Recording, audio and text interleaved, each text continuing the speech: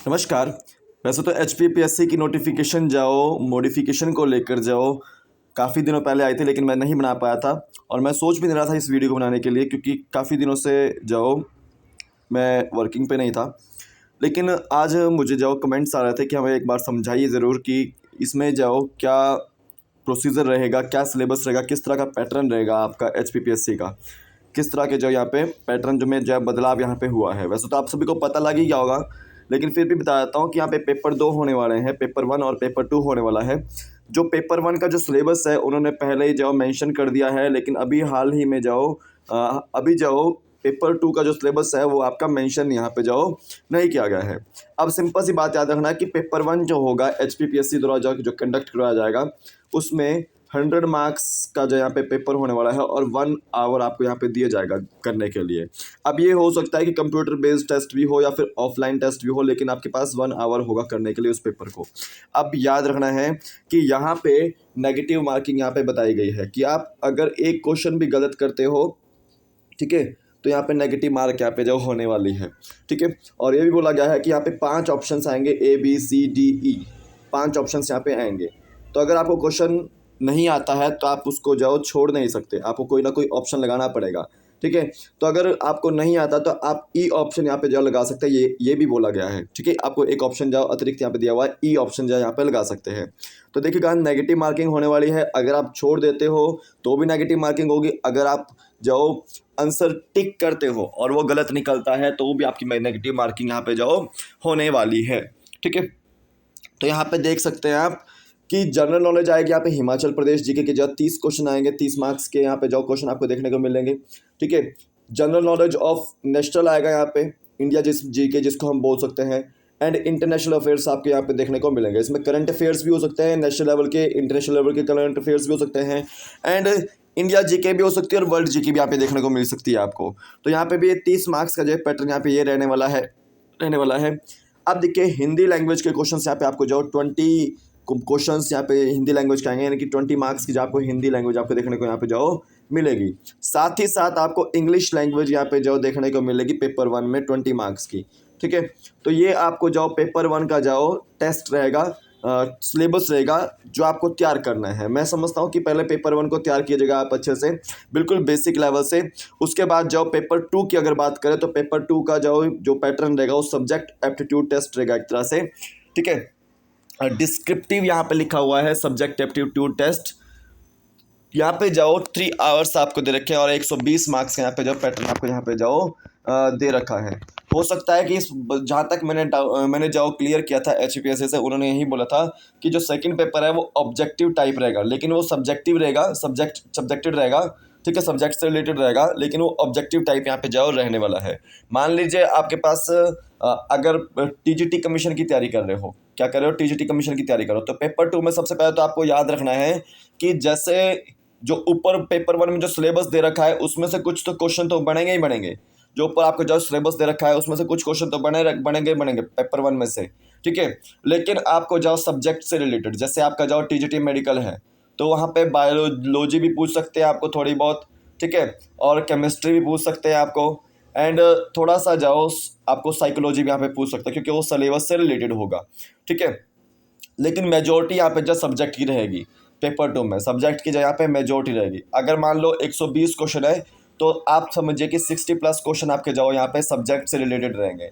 किससे रहेंगे, सब्जेक्ट से रिलेटेड रहेंगे। बाकी हो सकता है कि आपके जाओ 60+ क्वेश्चन आपके जाओ 60 क्वेश्चन आपके जाओ Himachal GK, national GK, Hindi English language से भी हो सकते हैं। लेकिन मैं बता सकता हूँ आपको कि 60 to 80 जो क्वेश्चन होंगे आपके वो आपके सब्जेक्ट से रिलेटेड यहाँ पे देखने को मिल सकते हैं पेपर 2 में। और ये भी बोला गया है कि अगर सिंगल स्लॉट में पेपर होता है तो सेम क्वेश्चन पेपर आएगा, लेकिन अगर डिफरेंट स्लॉट में पेपर होता है तो आपको जाओ डिफरेंट क्वेश्चन पेपर आपको देखने को मिलेगा। मान लो एक शिफ्ट का पेपर जाओ सुबह 8:30 बजे है, ठीक है, दूसरी शिफ्ट का जाओ शाम को 12 बजे है, दिन में 12 बजे है। तो देखो जो फर्स्ट स्लॉट होगा और सेकंड स्लॉट होगा तो उनका जाओ डिफरेंट पेपर यहाँ पे देखने को मिलेगा। लेकिन अगर सेम शिफ्ट में पेपर होगा, सेम स्लॉट में पेपर होगा तो आपको जाओ सेम पेपर यहाँ पे देखने को मिलेगा, ठीक है। तो ये आपको याद रखना है। अब देखिए यहाँ पे ये भी बोला गया है बोथ पेपर्स, जो दोनों पेपर्स है पेपर 1 और पेपर 2, वो आपके सेम डे पे होंगे। किस डे पे होंगे? सेम डे पे यहाँ पे जो होंगे, मॉर्निंग और इवनिंग सेशन में आपको ये देखने को मिलेंगे। मॉर्निंग एंड इवनिंग सेशन में आपको देखने को मिलेंगे, पेपर 1 भी और पेपर 2 भी। बोथ पेपर यही लिखा हुआ है, यहाँ पे लिखा हुआ है, also both the papers will be conducted on the same day in morning and evening session at any place in Himachal Pradesh as per decision of the Himachal Pradesh. ठीक है, अब देखिए, जब पेपर 1 की मेरिट बनेगी, ठीक है, the answer sheet of paper 2 of the candidates 20 times of the total number of the vacancies to be filled up shall be evaluated. देखिए, जब पेपर 1 आप क्वालिफाई करोगे तो उसके बाद आपकी जो पेपर 2 की जो आंसर शीट्स होंगी वो चेक होंगी, इवैल्यूएट होंगी। ठीक है, अब देखिए, अगर आपके पेपर 2 में जो 0 मार्क्स हैं या नेगेटिव मार्क्स हैं तो आपको जो मेरिट लिस्ट में जो कंसिडर जो नहीं किया जाएगा। और याद रखना है कि पेपर 1 में क्वालिफाई होने के लिए आपको जो क्वालिफाइंग मार्क्स हैं यहाँ पे 35% मार्क्स आपको यहाँ पे जो क्वालिफाइंग नेचर के जो मार्क्स यहाँ पे लेने पड़ेंगे। ठीक है, और नेगेटिव मार्किंग तो मैंने आपको बता ही दिया कि नेगेटिव मार्किंग यहाँ पे होने वाली है। तो सिंपल सी बात है, आपको जो अच्छे से तैयारी करनी है। अब देखिए, कंप्यूटर बेस्ड टेस्ट भी हो सकता है, ऑफलाइन यहाँ पे टेस्ट भी हो सकता है ऑब्जेक्टिव टाइप में। और याद रखना है, आपके पास यहाँ पे जाओ 4 ऑप्शन होते थे, ABCDE आंसर ऑप्शन होता था, लेकिन यहाँ पे आपको ई कुछ ऑप्शन भी दे रखा है। ठीक है, अगर आप उस क्वेश्चन का आंसर नहीं देना चाहते तो आप ई मार्क कर सकते हैं। ठीक है, देखिए, ऑब्जेक्टिव टाइप टेस्ट में आपके पास यहाँ पे जाओ नेगेटिव मार्किंग यहाँ पे बोली गई है, ऑफलाइन हो चाहे या ऑनलाइन हो। ठीक है, लेकिन आपको यहाँ पे आपको जाओ एक तरह से नेगेटिव मार्किंग यहाँ पे बोली गई है। ठीक है, आपको कोई भी आंसर जाओ ब्लैंक नहीं छोड़ना है। अगर आप ब्लैंक छोड़ते हो तो भी आपका मार्क्स जो नेगेटिव यहाँ पे जाओ होता है। ठीक है, तो पेपर 1 की आप जो पहले तैयारी कीजिए अच्छे से, बिल्कुल बेसिक लेवल से, तभी आप पेपर 2 में बैठोगे। पेपर 2 के साथ साथ जो आपको पेपर 1 की जाओ तैयारी यहाँ पे जाओ करनी है, और वैसे ही तैयारी कीजिए जैसे आप जाओ कर रहे हो। ठीक है, और यहाँ पे ये भी लिखा हुआ है कि आपके पास जाओ इंग्लिश और हिंदी वर्जन में दोनों में जाओ पेपर आपको देखने को मिलेगा। अगर मान लो हिंदी वर्जन में कोई गलती है तो इंग्लिश वर्जन के इंग्लिश वर्जन को जाओ करेक्ट माना जाएगा, यहाँ पे ये भी बोला गया है। ठीक है, अब देखिए, 1/4 यहाँ पे जाओ नेगेटिव मार्किंग होने वाली है, यानी कि आपके पास 1 मार्क्स का क्वेश्चन होगा तो उसमें से 0.25 मार्क्स आपके नेगेटिव मार्किंग में जाओ कट सकते हैं। ये भी आपको याद रखना है। आपने कोई भी आंसर जाओ ब्लैंक नहीं छोड़ना है, आपको जॉब करना ही पड़ेगा। और 35% मार्क्स आपको जो यहाँ पे जय लेने पड़ेंगे जनरल कैटेगरी के लिए यहाँ पे बोले हैं। और यहाँ पे बोला गया है रिजर्व कैटेगरीज के लिए जाओ 30% मार्क्स आपको जाओ यहाँ पे मिनिमम पास मार्क्स यहाँ पे जाओ लेने पड़ेंगे, यहाँ पे आप देख सकते हैं। और ये भी बोला गया है कि 75 जो डेज के अंतर्गत आपका जॉब कंप्लीट यहाँ पे रिजल्ट जाओ आ जाएगा। क्या आ जाएगा?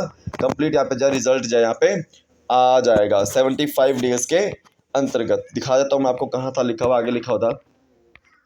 और आपको इतना याद रखना है कि 75 डेज के अंतर्गत जाओ आपका कंप्लीट जाओ रिजल्ट यहाँ पे जाओ देखने को मिलेगा। लेकिन आपको जाओ अभी जो पेपर 2 है उसका सिलेबस यहाँ पे मेंशन नहीं किया गया है, तो पेपर 2 में आपको इतना याद रखना है कि आपके पास जाओ वही चीज़ें आएगी जैसे कि आपके पास जाओ जो आप पढ़ रहे हो, जैसे बायोलॉजी के लिए पढ़ रहे हो तो आप वही चीज़ पढ़ो जो आपके पास दिया हुआ है। यहाँ पे देखो लिखा हुआ है कि result of each computer based test और offline test in respect of eligible candidates shall be declared as early as possible but not later than 75 days।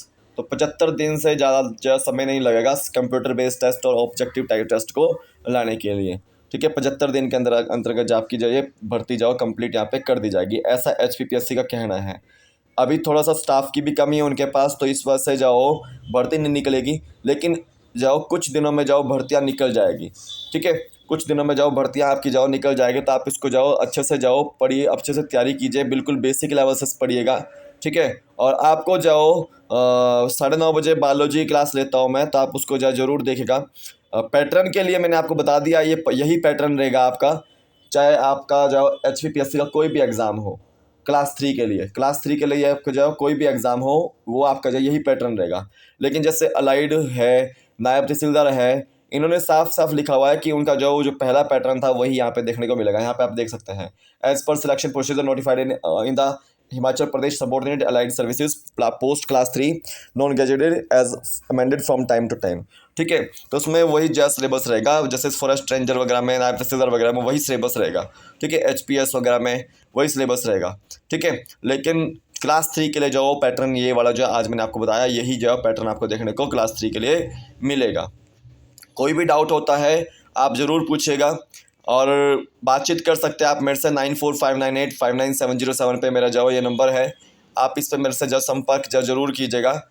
आपको कोई भी डाउट होता है तो आप मुझसे पूछिएगा ज़रूर।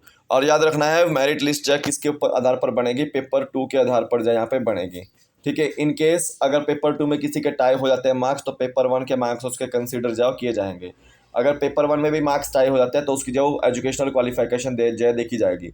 और अगर एजुकेशनल क्वालिफिकेशन में भी जब मार्क्स टाई हो जाते हैं तो उसकी जो एज है, ओल्ड एज ज़्यादा होगी जिसकी, तो वो उसको जो यहाँ पे कंसिडर किया जाएगा, ठीक है।